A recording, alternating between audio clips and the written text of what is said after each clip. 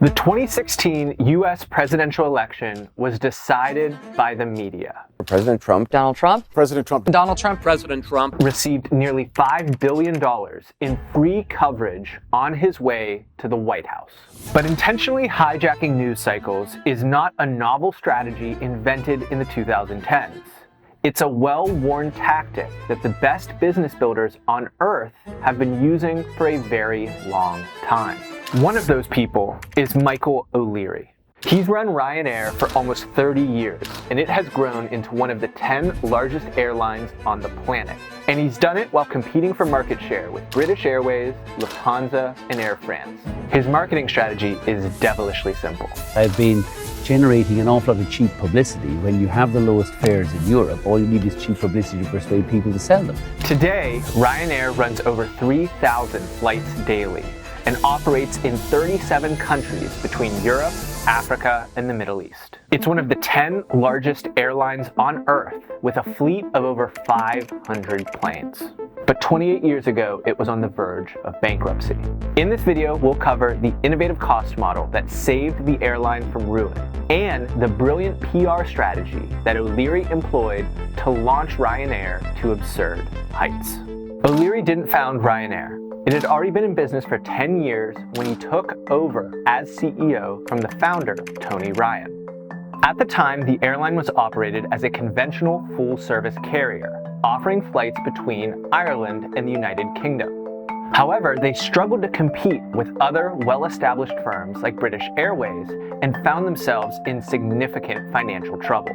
When O'Leary took over as CEO, Ryanair had a small fleet of aircraft, a limited route network, and was making substantial losses every year. With the company on the verge of collapse, O'Leary went to meet Herb Keller, the founder of Southwest Airlines.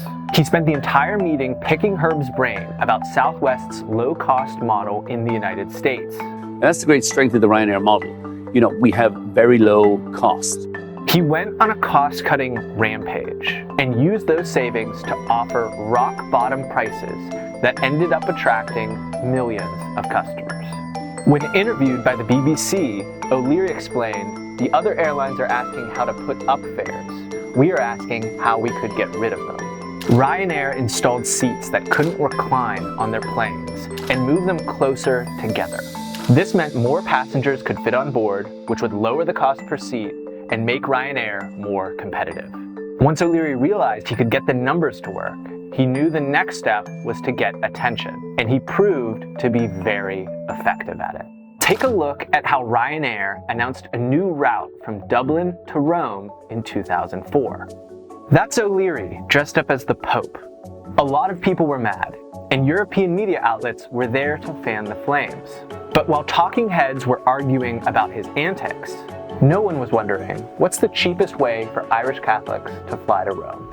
Now, before I share more PR stunts, let's discuss why budget air travel has historically been most successful in Europe. Airlines are very different from apparel companies, which can come and go, replace one another. Airlines are considered a matter of national significance and security for the largest countries on the planet. That's why they're often affiliated with a specific country and receive substantial government funding. Now, in a world of limited competition, you would imagine that a flight across Germany is probably going to be administered by Lufthansa. If you're trying to get from northern to southern France, you'll probably take Air France. And if you're trying to get across the United Kingdom, British Airways is most likely going to have that route cornered. Compare that to the US, where Delta, United, American, and Southwest all compete for a lot of the same routes. Over there, budget airlines can be 10 to 20% less expensive than the competition. But in Europe, budget airlines are often 50% cheaper than the competition. It starts with the plane. Ryanair only runs on Boeing 737s. That creates efficiency with pilots, crew members, maintenance staff who only need to get trained on one vehicle. They can also run their planes harder because every plane is appropriate for every route that they cover. That means that their planes wear out faster, which means that the average age of Ryanair's fleet is considerably younger than the competition. And newer planes are far more fuel efficient. Higher demand locations charge higher fees for planes to use their gate. Ryanair, on the other hand, goes to an airport that may be a little bit further away from a metro, but doesn't have the same demand for its gates. So they have an enormous amount of leverage to say, here's what we're willing to pay, or we won't fly into you and no one else will either.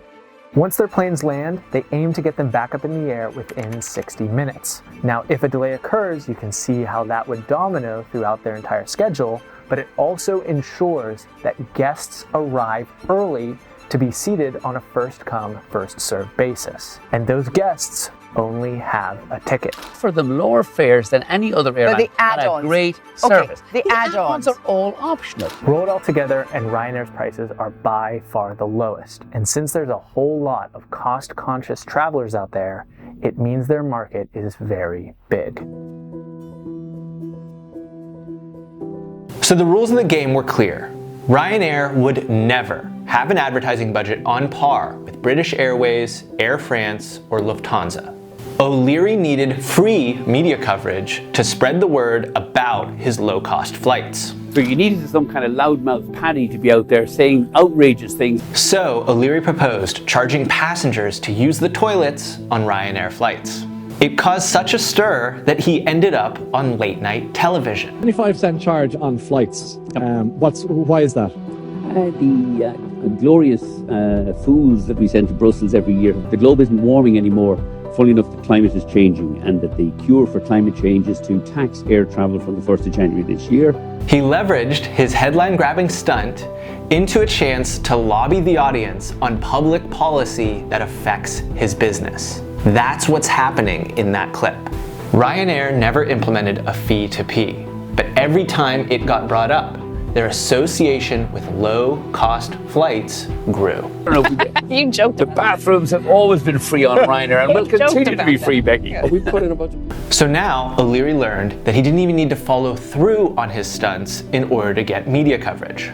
He followed up fee to pee with an offer of pay-per-view adult entertainment on board Ryanair flights via passengers' personal devices. And the macho stuff like free blowjobs in business class, is that the kind of way you should be talking? I think, I was younger then, and you say silly things. Oh, I'm much younger. The German press conference is nearly 10 years old. Again, this never materialized, but it got a lot of attention. Taken 28 times the previous record daily hits on the website. People obviously on looking for those low fares. Next, O'Leary suggested creating standing room only sections on his flights in order to fit more passengers and charge lower fares.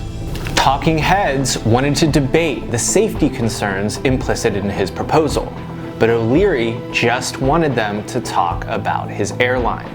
Now these stories are cute, but I need you to understand that this media skill translates into very real business outcomes. Airlines are notoriously difficult businesses. Don't believe me? Listen to Warren Buffett. It's true that the airlines had a bad first century. It's been a disaster for capital. Unlike all of its competitors, Ryanair was profitable in 2020. That year, United lost $7 billion, Delta lost $12 billion, and Air France lost €7 billion. Many of those airlines needed bailouts. Ryanair just kept growing. And here's the beautiful thing about the PR playbook. These strategies don't expire. They ran back the fee to P strategy in 2020.